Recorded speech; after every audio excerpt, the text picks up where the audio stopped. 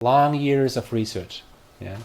And especially intelligence tests are designed in a way that you can really tell from the overall test score how good you are. So, just a question to you. If you have intelligence, IQ, intelligence quotient of 115, is that good or bad? Hmm? Not very good. 115. Oh, what do you have? You know. Higher? Higher. Wow. But I suppose it's more or less average. Because 70 would be retarded as far as I know. So 70 is retarded? I think so. I think I read it somewhere, but I don't check. It's okay. What is average? Well, that's... Yeah? 90 to 100. Yeah. If you measure the intelligence of all people, the average would be 100. Intelligence tests, the classical one, are designed in a way that the average score is 100. Yeah, like you can see on this picture here. So you see here a normal curve. So if you test all the people in the world, at least a random sample, you will find this curve. Average will be 100. This is how tests are designed. Yeah. So you all know what a mean is on average. Yeah. So what is a standard deviation? Oh my God, statistics. What is a standard deviation? If you think about standard deviation, you remember your statistic course, right? And you remember that. QBA. Oh, QBA. Standard deviation. That's the weighted average difference between the mean and the actual value divided. Oh my God. No, it's very, very simple standard deviation. Don't forget about the formula. In this particular case, the standard deviation is 15. This is how tests are designed in that case. 15. Oh, what does that mean? Very simple, as a rule of thumb. If you take if you look at a range from mean 100 minus 15, 85, to plus 15, the mean plus one standard deviation, you have a range from 85 to 115. And within this range, you find 2/3 of the population, right? That's the meaning of standard deviation. The standard deviation tells you how the different measures are spread across the mean, right? If they spread it very broadly, then standard deviation is high. If they are very narrow, close to the mean, the standard deviation is rather low, right? Okay? If you do a student's party, the standard deviation of the age is low. If you do a marriage, the standard deviation of the age is big, because there are children, the grandma, grandpa. Okay. So, this is how tests are designed. So I wanted you really to take home that intelligence tests, once you hear that somebody has intelligence of, let's say, 115, you can easily tell that how many people are better than 115? Huh? 1, 6. Yeah? Okay? 16 point something %. Okay? So that means 115 is quite good. Yeah. Let me add one type of test which is not so commonly used, but you should have heard about this, because they exist and they are very important also in the psychological sphere. projective tests. They're kind of powerful, but you really need to be a professional to use this. There is a long tradition in psychology about how to measure motivation. How can you measure motivation? Yeah? And think about this. We believe that motivation is there, and people differ with regards to their motivation. But can you measure this? I can measure abilities because I just give people a task. I can measure personality, I just ask questions. But about motivation, and the most dominant method to measure motivation and what is important to a person is done by these projective tests. So this is an example, a so-called thematic apperception test, TAT. When you do this test, you're shown some pictures like this, very different pictures on cards. Look at this picture, and now your task is please tell the story around this picture spontaneously, right?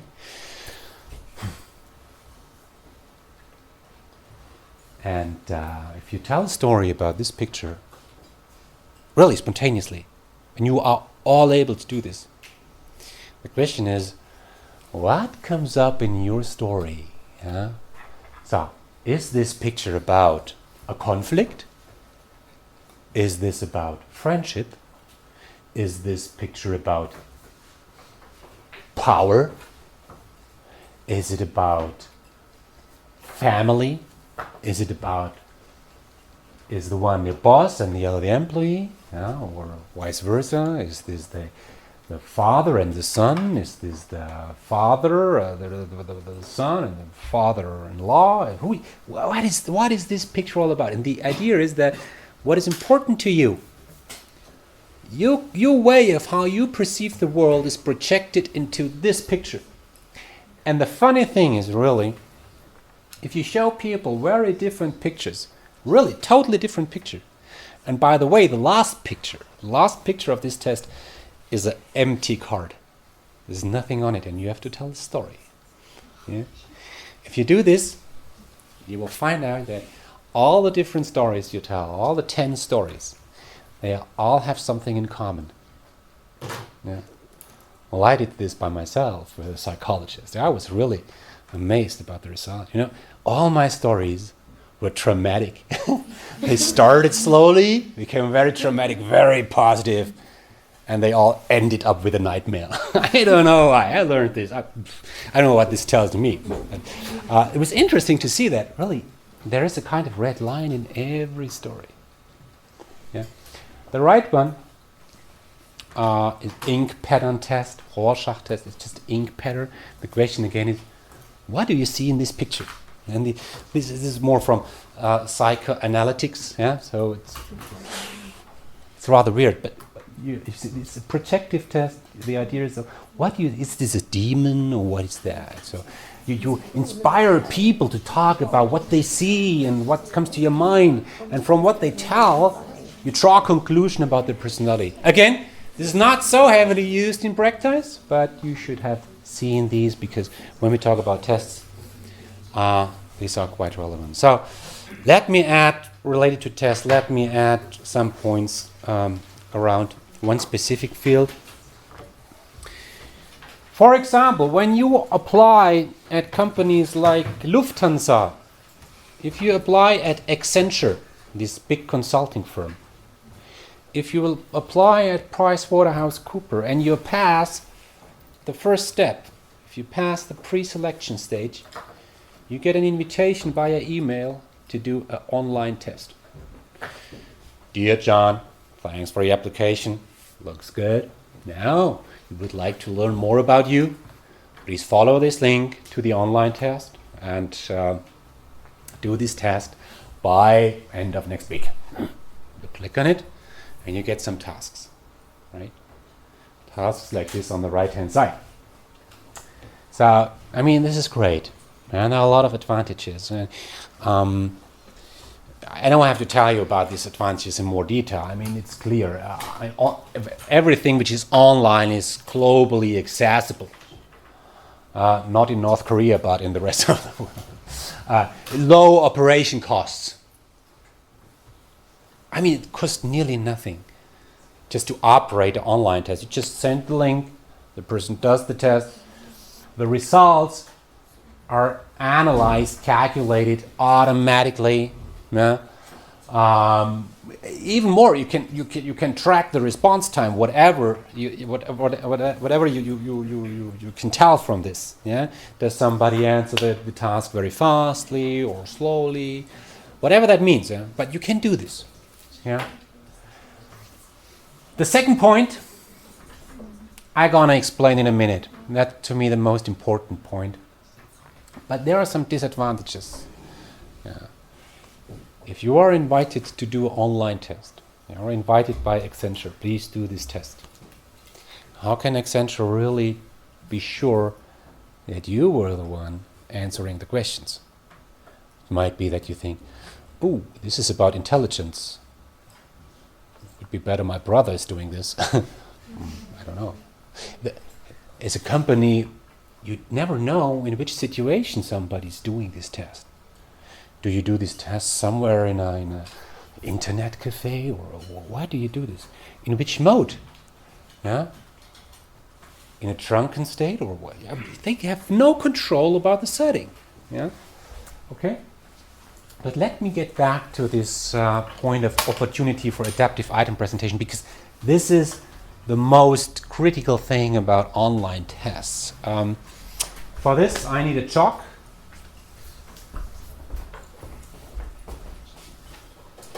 Different items, like the one we have seen with the intelligence tests. Different items, as you have seen with the intelligence test, are different with regards to the difficulty. Yeah, there are easy tasks and there are very difficult tasks, right? So we can measure the difficulty of different items.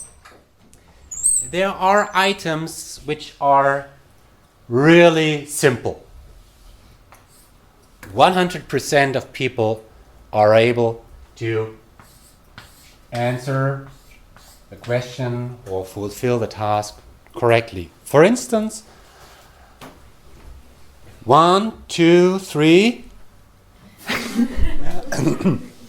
Everybody is able to do this task correctly.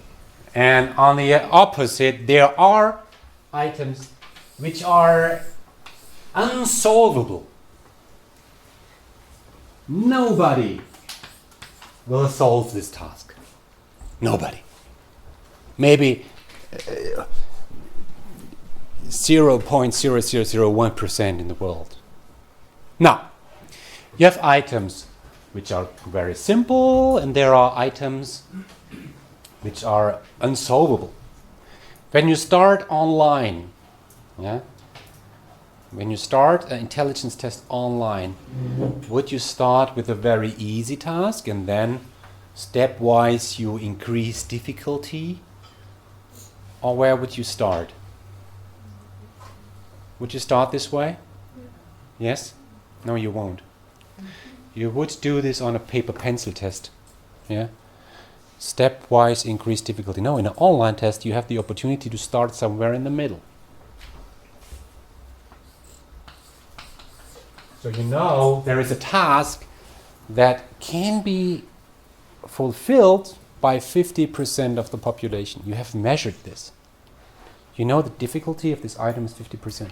Now, there's a person who's doing this task, the first task, and the person is good. Yeah? Found the right answer. What's the difficulty of the next item?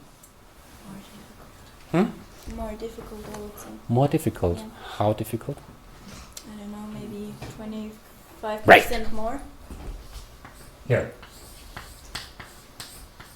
So you step to this one. And the person did not well. What's the difficulty of the next item? Now you go back. Here. In the middle. Which is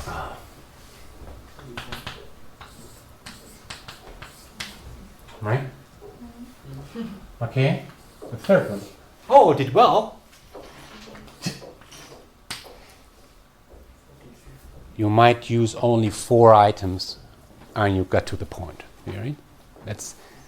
That's the advantage of online tests or any tests which are administered electronically. Adaptive item presentation means that the presentation of the next item depends on whether you did right or wrong on the previous item. That means adaptive. Yeah, the test adapts to your response. That's really powerful, right? Because you very few items, you come to the point. Okay, that's the biggest advantage. Okay, of course there are some more advantages of tests as I show in the next slide. It's really objective. You cannot influence the person which you measure. You can compare the candidates very easily.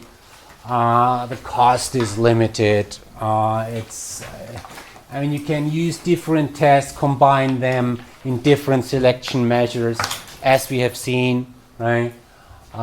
You don't need much infrastructure. They are easy to use, yeah, especially when you do it online technically. You just need internet, you know, or you just need a laptop or something like this. You can use these online. I mean, you can do interviews also online. We're going to talk about this. You can do interviews via Skype or so, and some companies do this, but still there are people who must communicate with the test.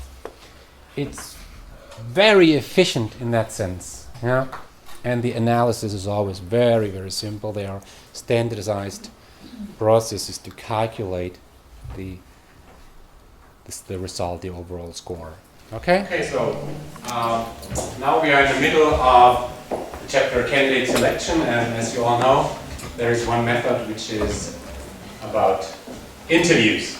So everybody knows what an interview is, but there is a difference between a professional interview or a non-so-professional interview. So let's have a look at a typical interview, how it's done well.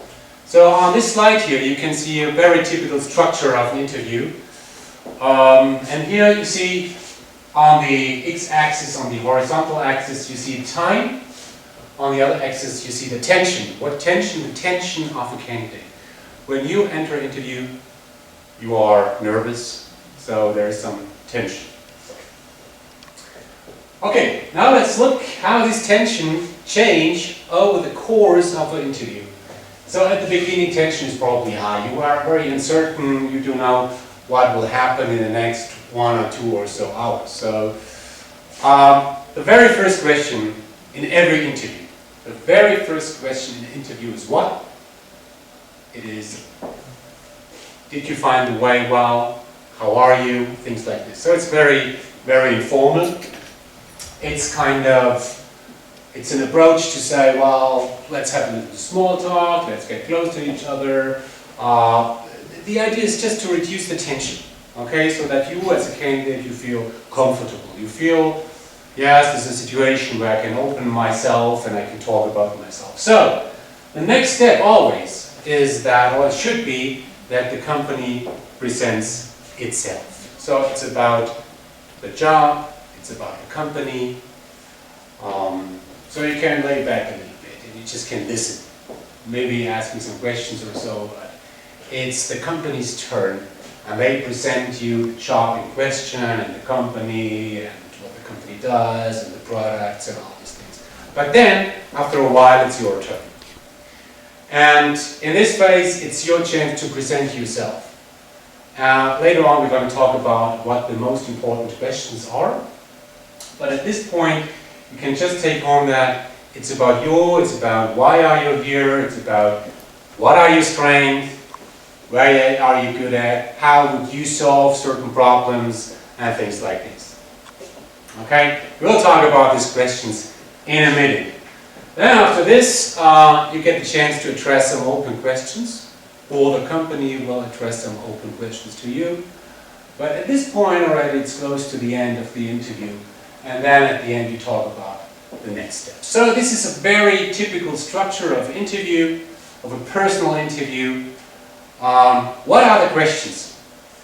I mean, there are hundreds of books out there around what are the typical questions in interviews. There are some career advisors telling you what are the questions I must expect in any kind of interview. And when we summarize the different types of questions, then it's at least about 5.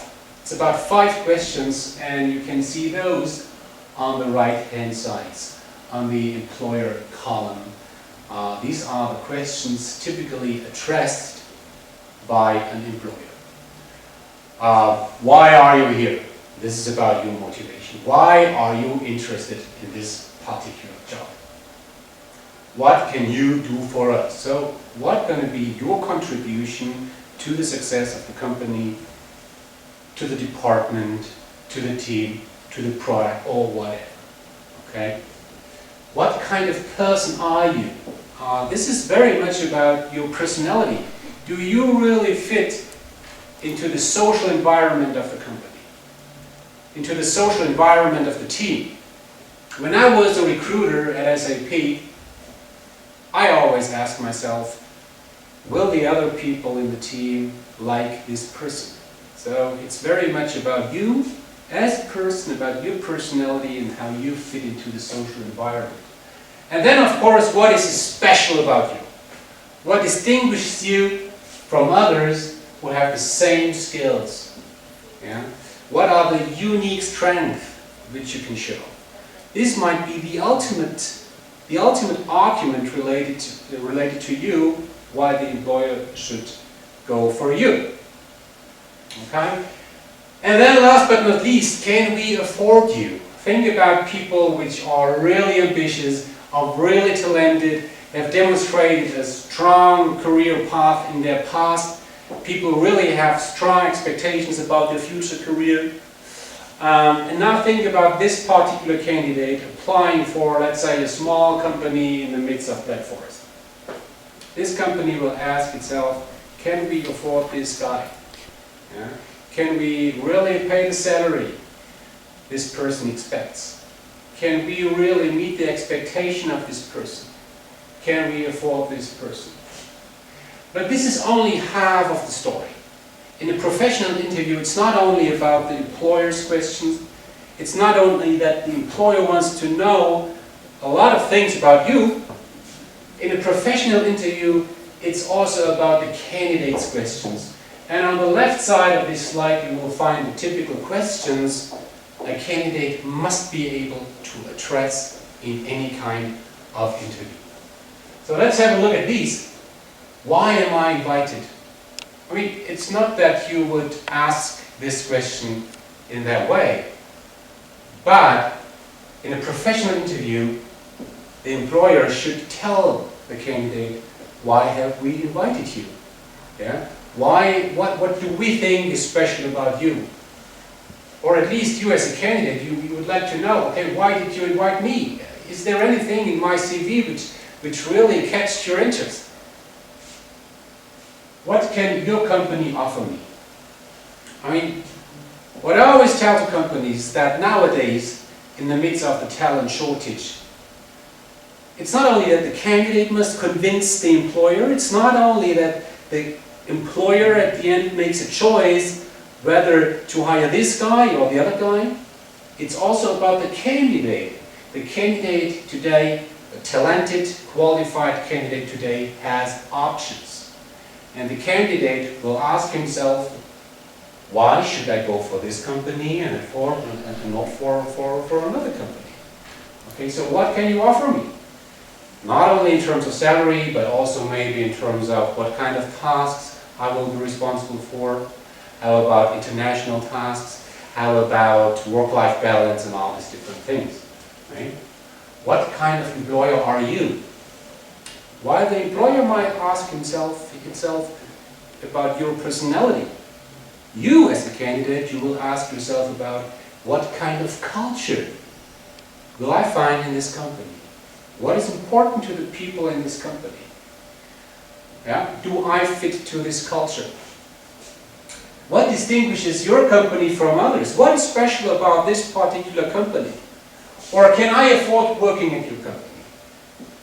I mean, you must think that most of the professors in our faculty, they had management positions before they took this role, this job, and they earned way more than what they earn today.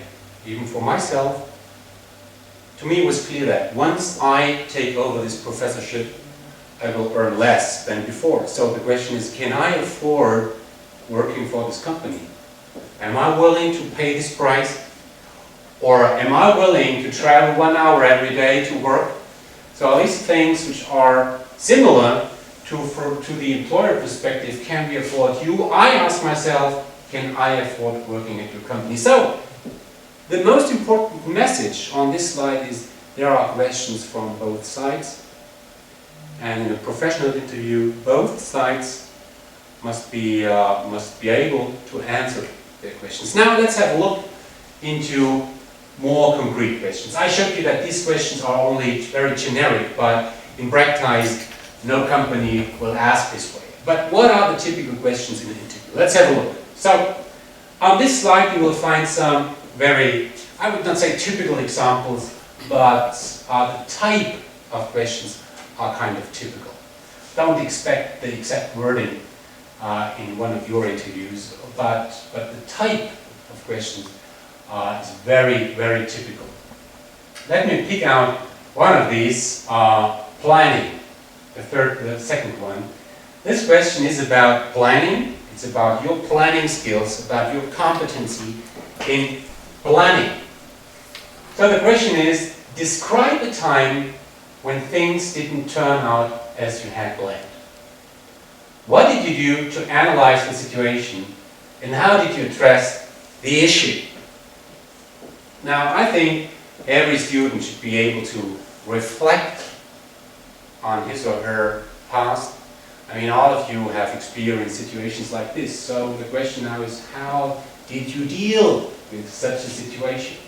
You see, with such a question, an employer really wants to go very concrete, really want to see how you behave in certain situations. Okay? So these are just some examples on this slide. You can read through the others. Sometimes it could happen that you experience so-called puzzle questions.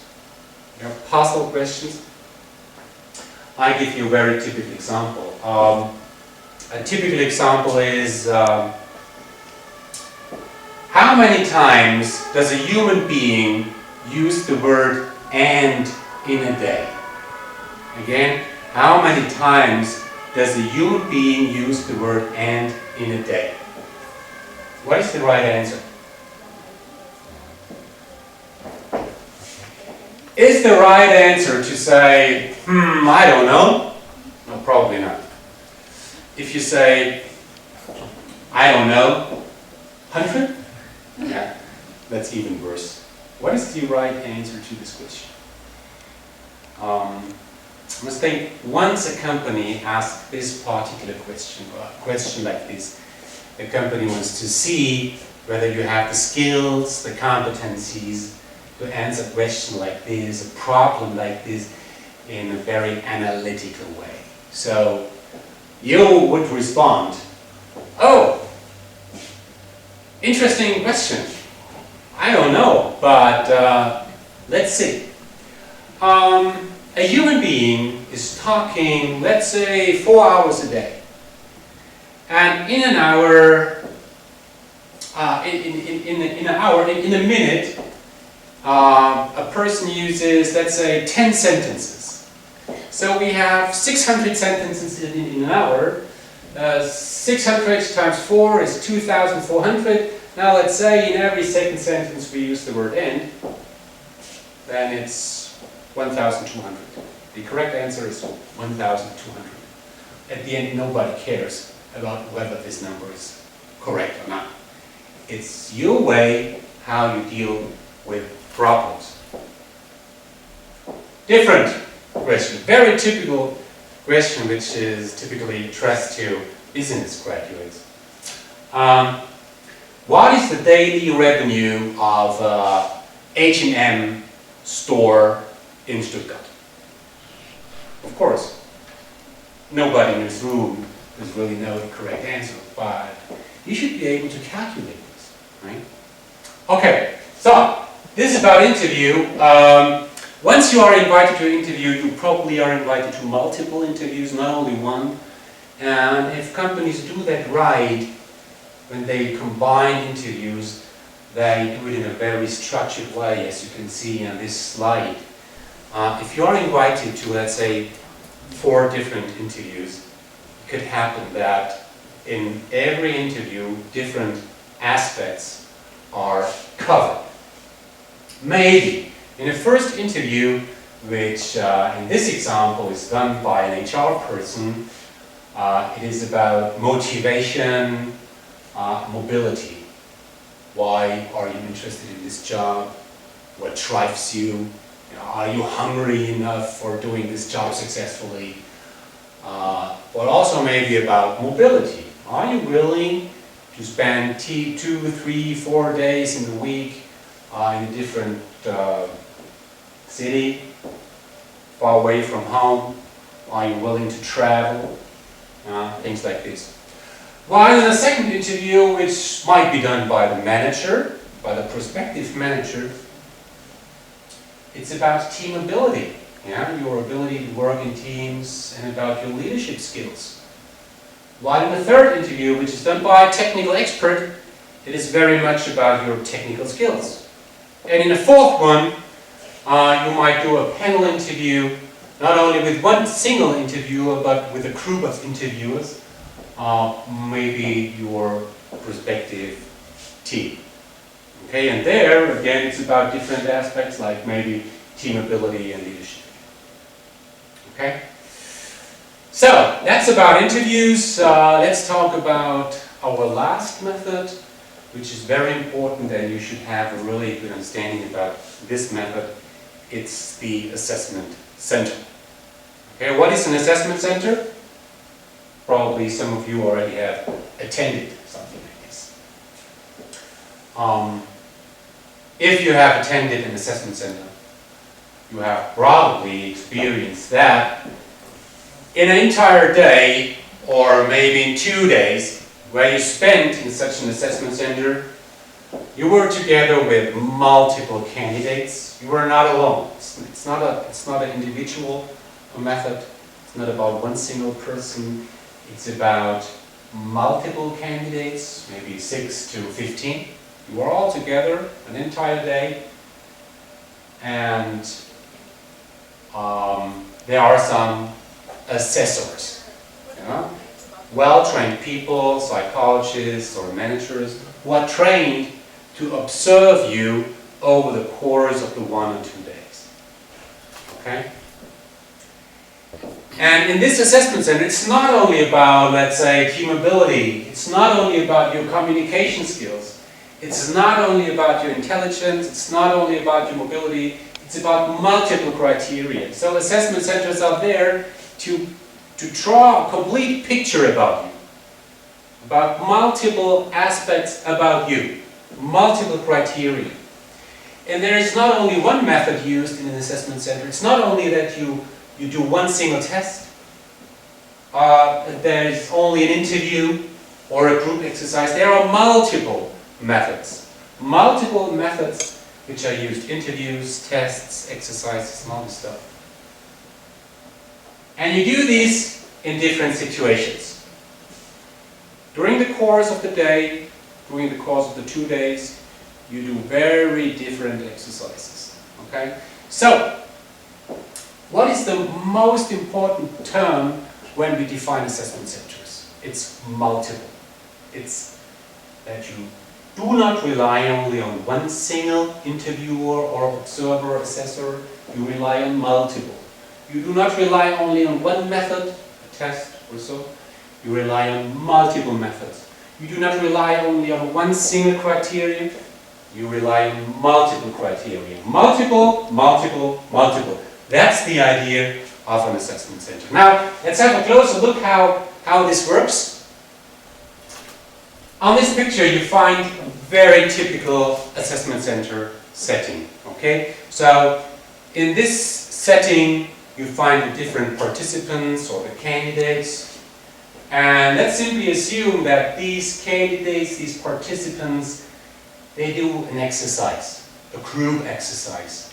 They discuss something about a given topic.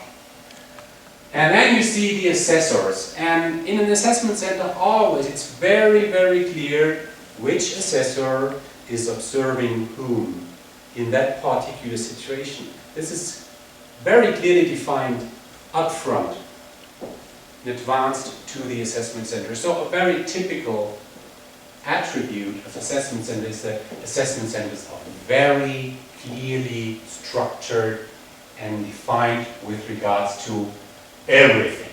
Okay. Now we also have a facilitator, a moderator. This person guides through the entire assessment center. Okay. Now, what are the typical exercises which we have in those assessment centers? I have sorted the different exercises into such a kind of portfolio. We have exercises which are rather standardized. It's a very standardized situation, very controlled. And we have situations which are much more dynamic, open, okay, unstructured. Okay. On the other dimension, we have exercises which are more on an individual basis, exercises that happen individually. And we have other exercises which are done in groups. So the group exercises much more allow to observe social skills, like communication, teamwork, and these things. So, whenever you are invited to an assessment center, the assessment center will start probably with one typical exercise, which is an individual one, and a very dynamic one, which is the introduction. Yeah? You might be asked to introduce yourself in 3 minutes. Okay? So you are invited to come into the room, yeah? Sequential, one after another, and you stand in front of the assessors, maybe also the others in front of the others, and you have 2 or 3 minutes time to present yourself. And you can use flip charts and everything. Okay? This is a very typical exercise, and as you know, as you might think, in such an exercise you can do a lot of things right, and you can do a lot of things bad. So, do you really speak out loud? Is your presentation well structured? Is your pronunciation clear? Do you keep eye contact? All these things. So there are only 2 or 3 minutes, but the assessors, be sure about it, will observe a lot of different criteria. Okay? Then here the intro test. The intro test is a classic method in assessment center. Just assume you're back from holiday, you come into your office and you have a bunch of emails, documents, and you have 20 minutes time to deal with these mails and documents, because after 20 minutes you have to leave your office because you have to go to the airport or do something. Okay? So this is a very clearly structured exercise where you get these fake emails, and what you have to do now in these 20 minutes is you have to read through the material, you have to prioritize, you have to be able to distinguish between what is important, what not, what to do, you have to use a schedule and everything. So the idea is with such an intro test, Postkorpübung in German, with such an intro test, you can really see whether people are structured, whether people are able to organize their lives, their work. Okay? Then, of course, in some assessment centers, psychometric tests are used. These are the typical tests which you already have discussed, like personality tests or intelligence tests, things like this. Okay? Now let's go to the right-hand top side. We have, for instance, role play, in a very dynamic version. Let's assume a very classic one, maybe a little bit a silly one. Imagine you fly with a balloon, right, in a group of 4. And the balloon is filled with helium. And the balloon is losing gas. So the situation is that in order that 3 people will survive, 1 single person has to jump. Okay? So you must discuss in this group who will jump. That's kind of silly, but yeah. You can do a lot of things wrong in this case, of course, and a lot of things right, as always in those exercises.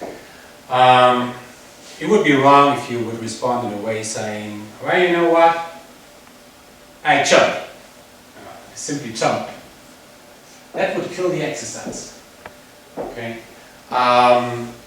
It would not be a good idea either if you would say, you know what, we can discuss over hours, I will never jump. I will not jump at all. What would be expected in such a situation? It would be expected that you listen to the arguments of the others, that you can relate your own arguments to those of the others, that you are able to follow the discussion, maybe that you also can take over some leadership, encourage others to bring up their arguments, reflect on different perspectives and so on, and play an active role in such a situation in order to find a common solution. Okay. You can do this role play without dedicated roles, or you can do this role play with dedicated roles. That would mean that maybe you are a doctor, you are a lawyer, you are an engineer, and you are a priest, and now please argue. So the one who is an engineer might say, well, I'm an engineer, and maybe I can fix the problem. And I can avoid that there is a second person who will jump. Somebody else will say, oh, I'm a priest, I can pray for us, and I have more power in doing this. I have a shorter line to our boss. So, okay, so these arguments can be brought up. In some assessment centers, as you can see on the middle, in this slide on the top, meet employees. In some assessment centers, you can meet actual employees. You can talk about the reality, the work, the culture, and all these things. It's that you get a little bit closer to the employer. You get a better understanding about the employer as such. This is a new idea, but it's more and more done. Okay? You all know what a business simulation is. You do it in a specific course with a computer. You do some business scenarios. You have to make decisions. You have to draw information. So in such a simulation, you also can do a lot of things well and some other things wrong. Group problem solving. You get a bunch of paper and tape, and you simply have to build a tower. Okay? So, you see there's a huge variety of different exercises. Okay? I'm sometimes asked, also by students, hello Mr. Trost, Professor Trost, I'm invited to an assessment center. Do you have a tip for me? A special hint? How should I prepare myself? And my recommendation to you is you should be informed about what's going to happen in such an assessment center. Yeah, as today I've shown you some exercises, so you should know what will happen, what is that, what is an assessment center, of course. But the two main recommendations are, first, go to bed early, sleep sleep well the night before, because such an assessment center is really exhausting. It's very intense, so be in good shape. Okay? My second recommendation is be who you are. Really, be who you are. You will not make it to be somebody else in an entire day. So, I mean, the assessors are not dumb, and they will realize whether you really are how you behave. And you can tell it immediately. Really. In my career, I've experienced some assessment centers, and you know, there are these typical assessment center trained candidates, and they try to behave in a very specific way. They want to meet the expectations of the assessor, which by nature is fine, but normally they do it in a very extreme way. So I remember the first exercise, the introduction. The typical trained candidate comes in, says, "Hello, I'm burned." Eye contact. Now I will present myself to you. I have structured my presentation into 3 steps: my childhood, my youth, my time as a student. Yeah. Using the flip chart, media usage. If somebody acts in this very extreme way, that's really, you think as an assessor, oh man, this guy really sucks. Or think about this exercise about the paper and tape, where the crew has to build a tower. Don't show too extreme leadership skills. If you start an exercise in a way that you say, okay, what is your idea? What is your idea? What is your idea? Yeah, and you try to guide these people, you will immediately feel that the others feel that, oh, this person really is a pain. So be who you are, and don't act in a way as you think it's expected from you. Okay? Whenever assessment centers are done, there is architecture behind. It's just like this. It's a matrix, and as I said right at the beginning, in every assessment center, different criteria are measured.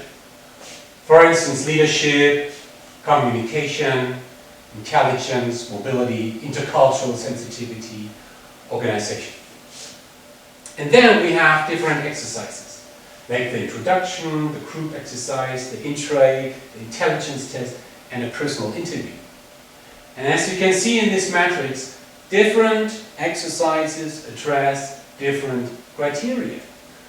Okay? So this is how assessment centers are built. Typically, it's not told to the candidates which exercise is used for which criteria.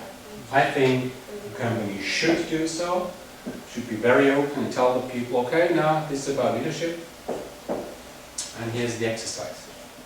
Okay? So, that's about assessment center. One last thing. For every exercise, there's a kind of a judgment scheme. Always. I told you about the introduction exercise right at the beginning. And you must really see that for every assessor, they have this kind of scheme in front of them where they really can put points related to your performance. So, and all these schemes are collected at the end of the assessment center, and then there's a kind of, we call it assessment center conference, where the assessors, together with the facilitators, get together and talk these points through. You have scores for different exercises, about different criteria for different candidates, and they talk these through, and from there they make a kind of ranking. Who was the best overall, who was the second one, and so on. Okay? So it's very, very structured. So, the good thing about assessment center is it's really valid. We talk about later talk about what that means. Valid. It's reliable. It's objective.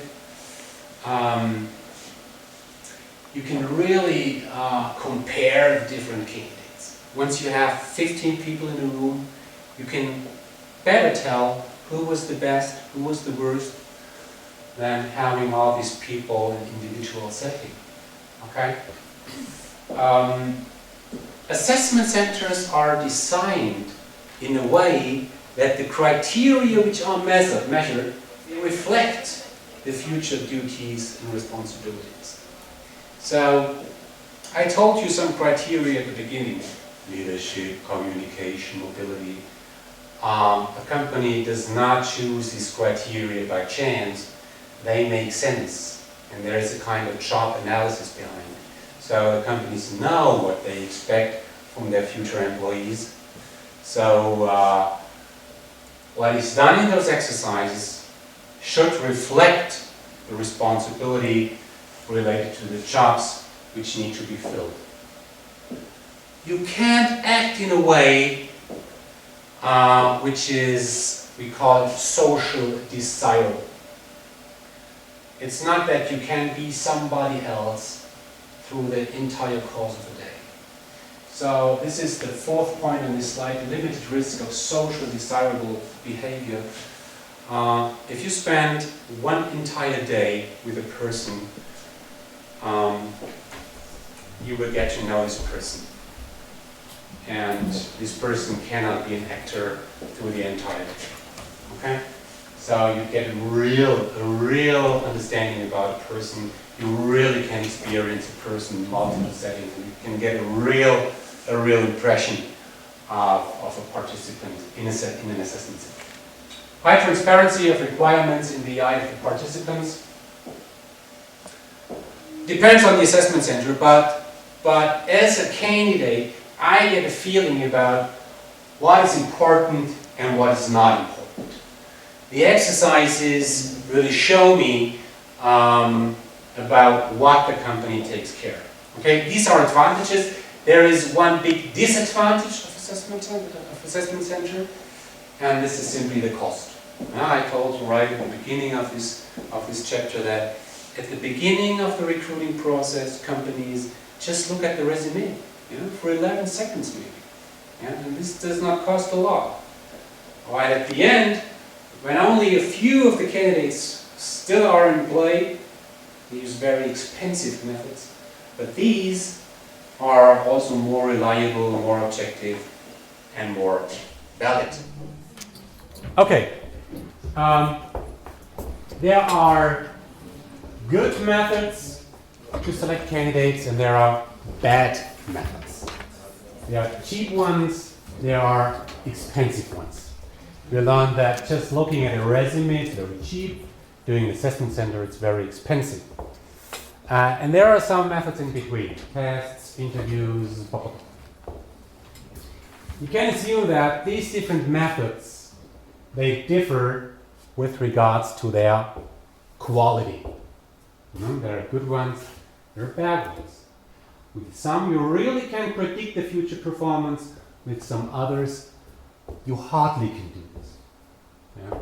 So, when we talk about quality in this particular context, we do not use the term quality, really. We use the term validity, reliability, or objectivity. I really want you to understand these concepts. They are really key whenever we talk about candidate selection. Okay? By the way, you can read about these criteria in almost every HR textbook. I would like to explain the different criteria and how we can use these. Before I do so, I must explain some stats, some statistics.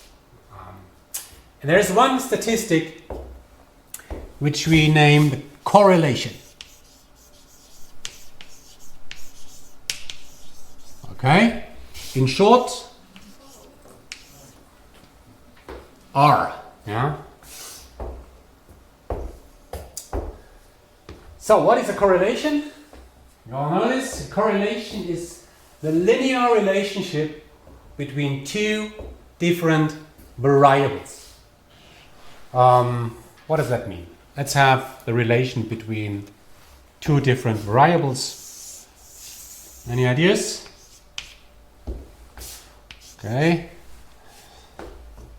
Let's have money and happiness.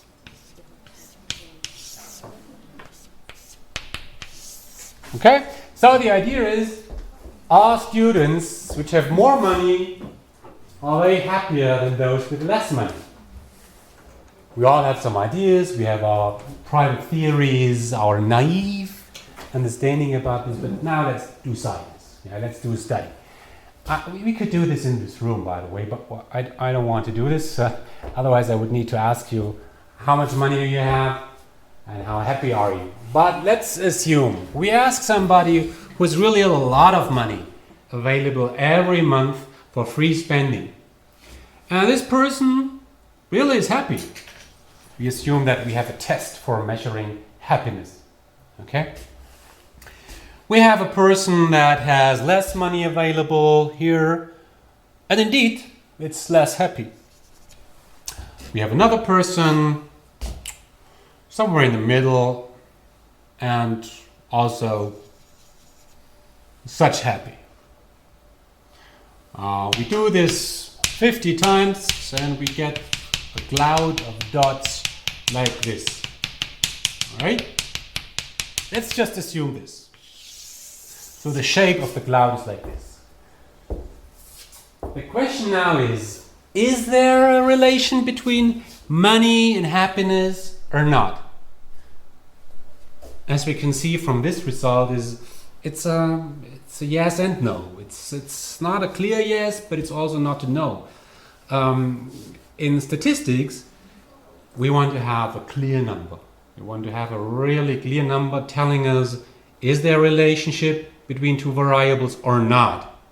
Okay. Now question. If the relationship between money and happiness would be absolutely perfect, yeah, if there would be really a direct relation between these two variables, how would this cloud look like? Yes, it would be a line. You could really say, the more money you have, the more happier you are, full stop. If this would be the case, the correlation would be what? 1. Right. If there would be no relation at all, how would this cloud look like? Yes, would be kind of, yeah, the dots would be spread around the middle somehow. No direction, nothing, no relation at all. Yeah. Just a randomized cloud of dots. If this would be the case, correlation would be, yes, 0. Okay? In practice,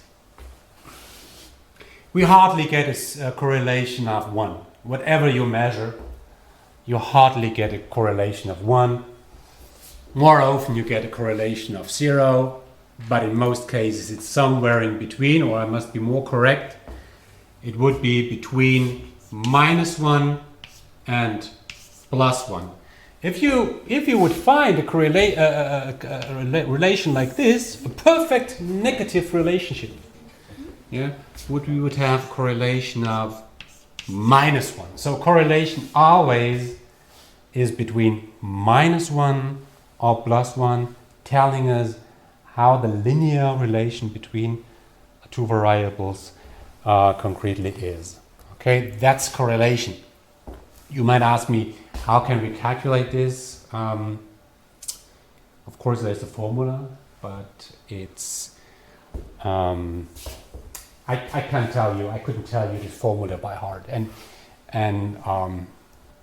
don't tell the statistic professor. But in my eyes, in your future, you must not really understand how to calculate this, but you must be able to interpret a correlation. So whenever you hear about the correlations, from now on in your future, and you hear the correlation between job satisfaction and turnover is 0.21,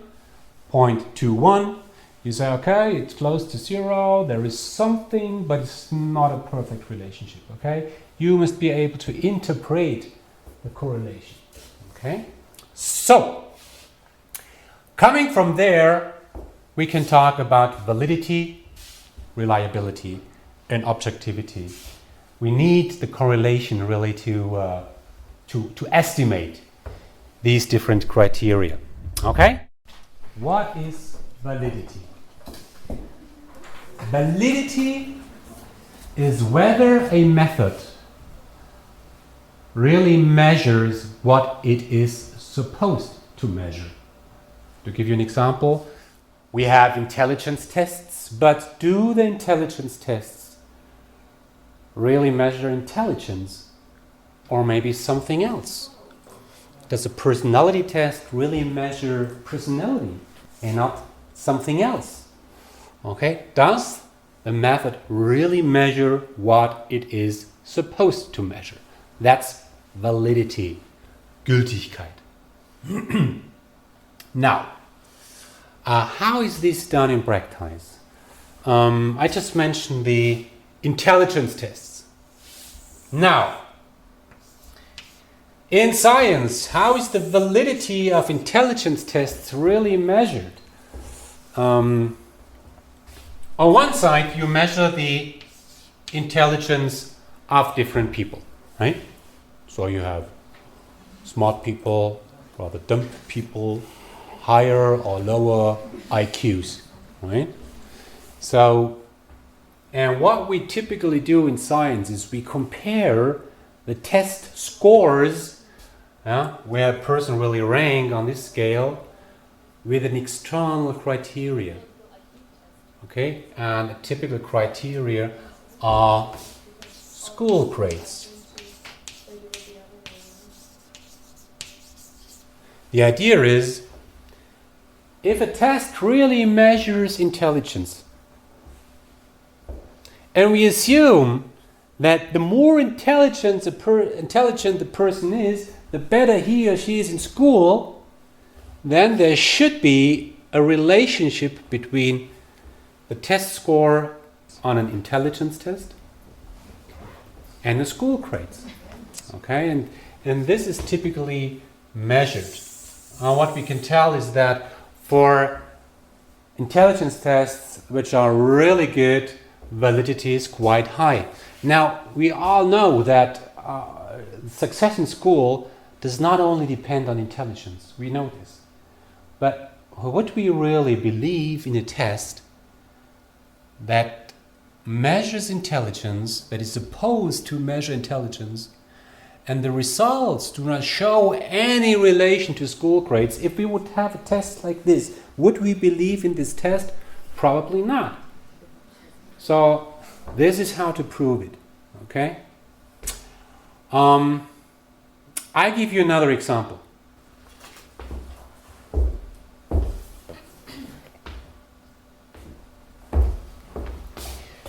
Now let's assume we have a, let's call it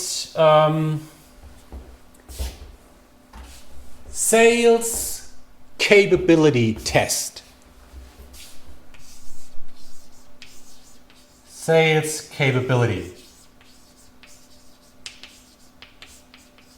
Now this is very practical. We want to hire salespeople, right? And we really want to tell during the recruiting process, will this person here succeed if we hire this person as a sales representative? Okay, so we use a sales capability test. Okay.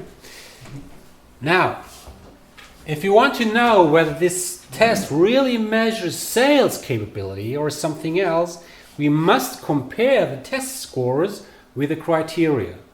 And what could the criteria be in this case? Yes, revenue. Those who score high on a sales capability test should sell more.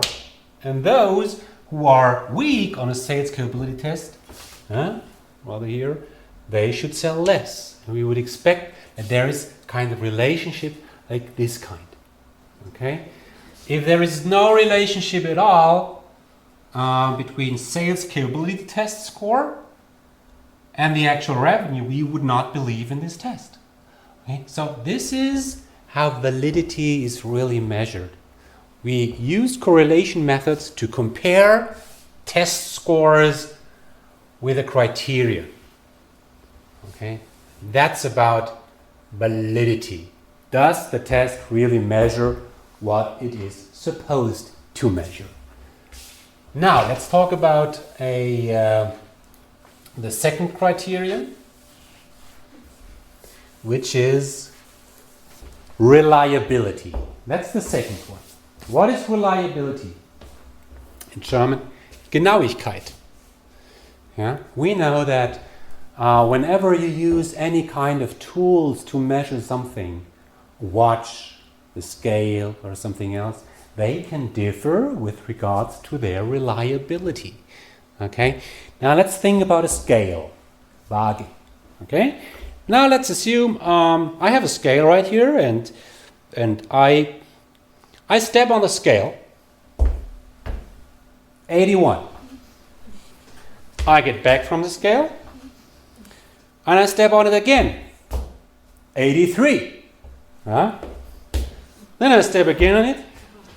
82. Okay, let's take the 81.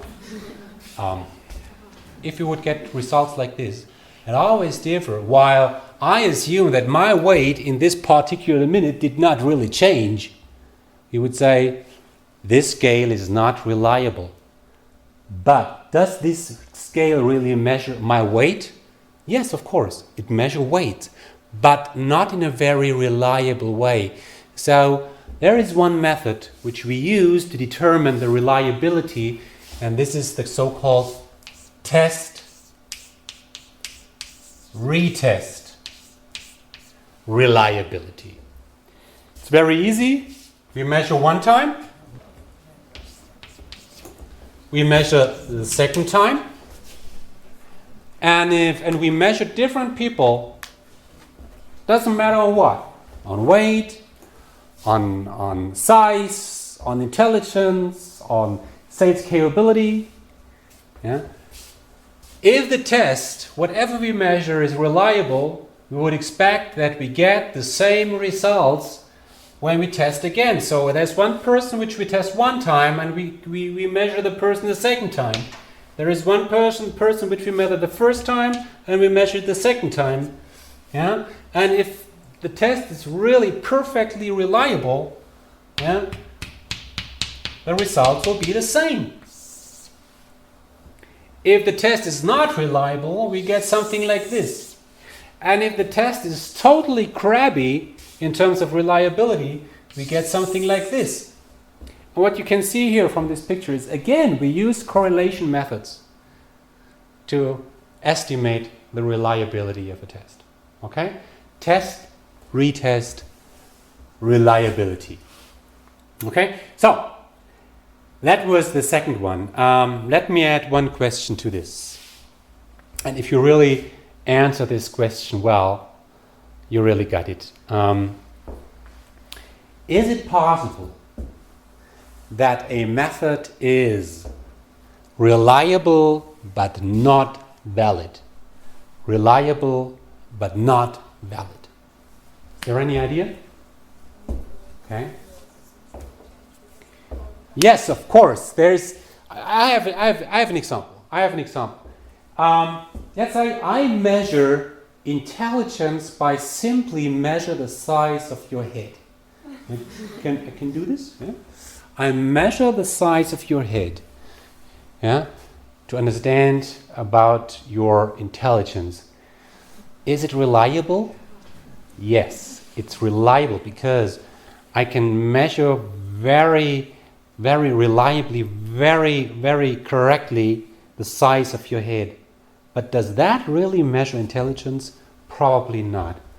So yes, a test can be reliable but not valid. That shows that between validity and reliability there might be a huge difference. Okay?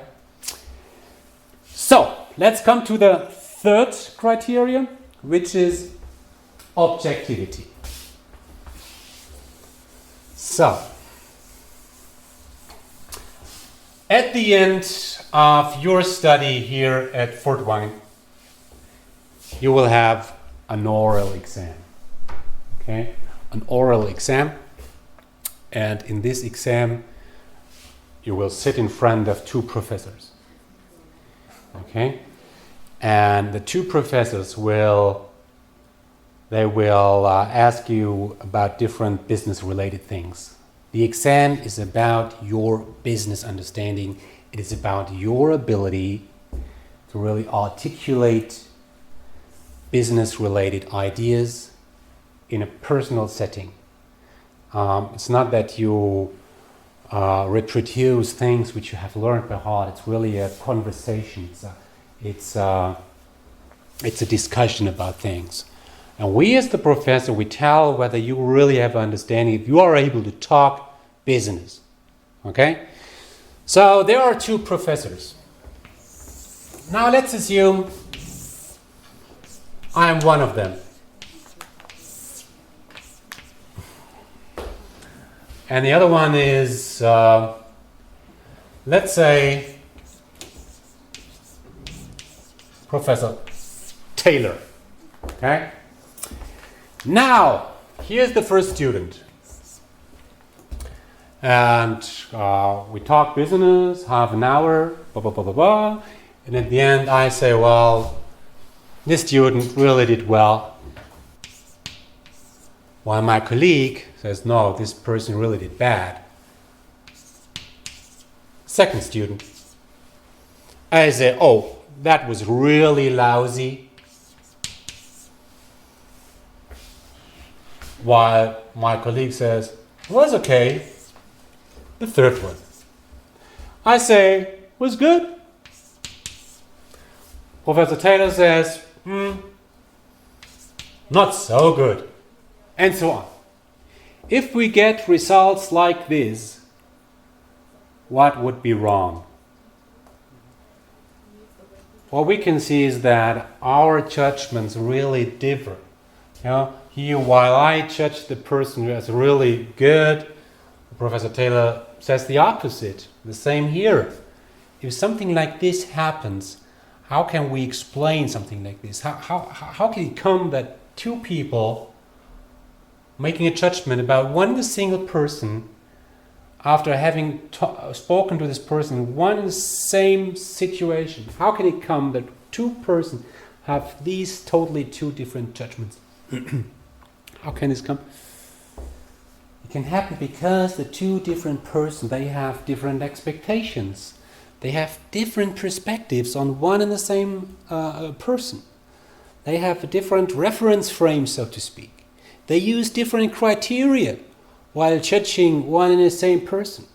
So whenever this happens, we can say that there is a lot of, we call it subjectivity. The people here are really subjective, these two colleagues, these two professors. Yeah, they are subjective. They use their own frame of reference. So that would mean that the result, which we have here, is not only about the students' capabilities, it's about the professors. It depends on the professors whether or not a student succeeds or not. Okay? So whenever something like this happens, we would say it's lacking objectivity. Or in other terms, if we both would always agree, then we would agree that the results, the grades, are very much about the person, the students in question, and not about the professors. Now, if you want to calculate whether or not two different people come to the same conclusion, if you really want to measure objectivity, how can we do this? Again, guess what? We use the correlation analysis. We use the correlation analysis. Here is person number 1, and here is person number 2. And now, the first person is judged by this person and by this person. Okay, same results. The second person, the second candidate, is judged by this person on this level and by this person on this level. Okay, same result. If this happens all the time, we have a perfect relationship. And they all both independently come to the same conclusion. If we have something like this, we have perfect objectivity. If we get something like this, the judgments, the two independent judgments of the different person do not relate to each other. It's totally subjective. Okay, so and again, we can measure objectivity by comparing different judgments and using the correlation method. Okay, so that was it about candidate selection. We spoke about why is it important, why do companies select candidates, why? Because they want to reduce the recruiting risks, hiring the right person, rejecting the wrong person. And to do so, we use certain methods. We learn that there is a resume, there is interview, there are tests, assessment centers, and a bunch of other methods. And we learn that it's very important to have these methods because there are some judgmental biases.